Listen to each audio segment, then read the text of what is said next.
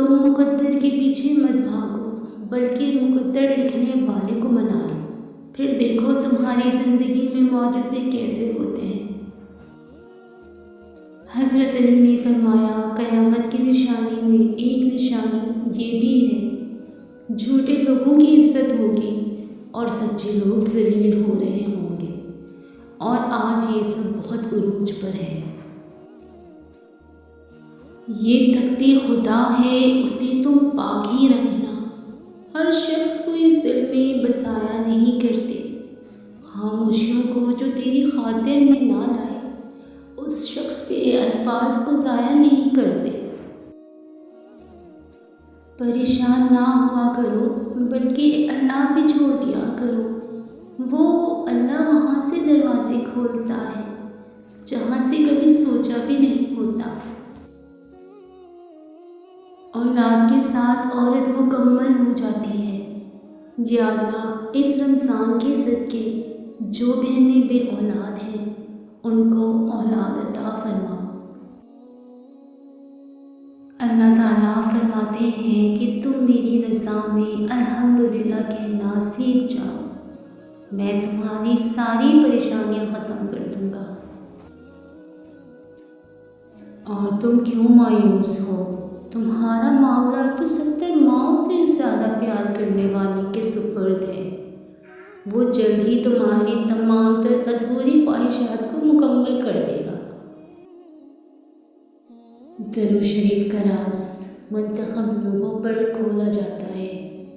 اگر تمہیں معلوم ہو جائے کہ حضور ہم سے کتنی محبت کرتے ہیں تو باخدا ان کی تڑپ میں رو رو کر تمہاری آنکھیں خشک ہو جائیں اور شدت عشق سے تمہارے دل پھٹ جائیں، محبت کی سوچ سے تمہارا جسم ریزہ ریزہ ہو جائے۔ اللہ کے بندوں پر جبر نہ کیا کرو، کیونکہ خدا عابد بننے کی کوشش کرنے والے ہر شخص کی گردن توڑ دیتا ہے۔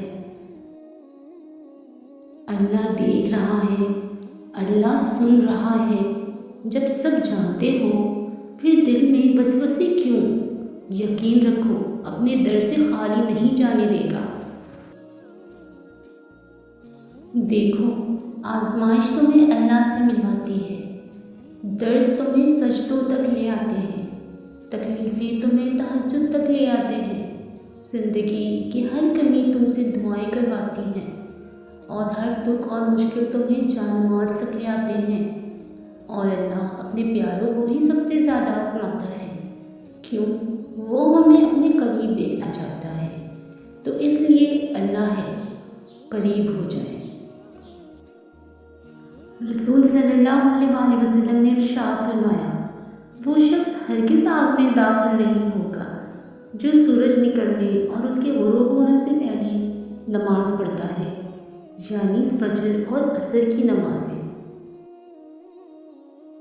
جب دعا کرتے وقت تمہاری آنکھوں سے آنسو آنے لگے تو سمجھ جانا تمہاری دعا بارگاہ الہی میں قبول ہو چکی ہے۔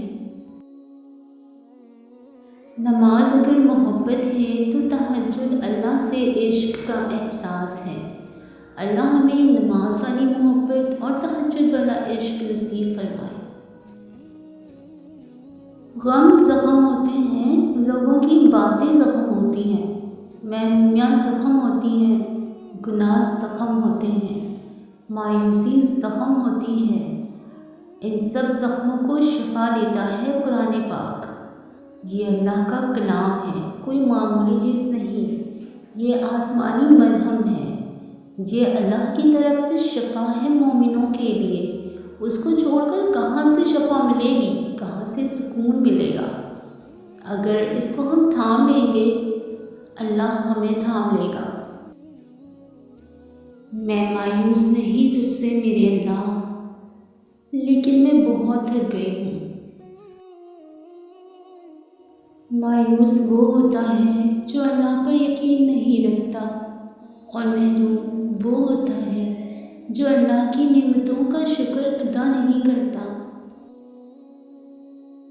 سب کو اداس کر کے رمضان جا رہا ہے، سب پہ لٹا کے اپنا فیضان جا رہا ہے، آیا تھا گھر اپنی قسمت ہماری بن کر، بھیجا تھا جو اللہ نے وہ مہمان جا رہا ہے۔ معاف غلطیاں کی جاتی ہیں، ذلت کے تماچے نہیں، سہنے والے کا صبر جدھر ٹوٹتا ہے تو اس کی ایک آہ سے ظلم کرنے والے کی آخرت تک اجڑ جاتی ہے۔ اے میرے پیارے اللہ پاک، مجھے ان ذہنی اذیتوں سے نکال دے جو مجھے پریشان رکھتی ہے۔ میرے حال پر رحم فرما، جس بات کو لے کر تیری ذات سے دعا گو ہوں اس میں میرے لیے خیر کا معاملہ کر، مجھے ہر وہ سکون اور خوشی عطا کر جو تیرے سوا کوئی نہیں دے سکتا۔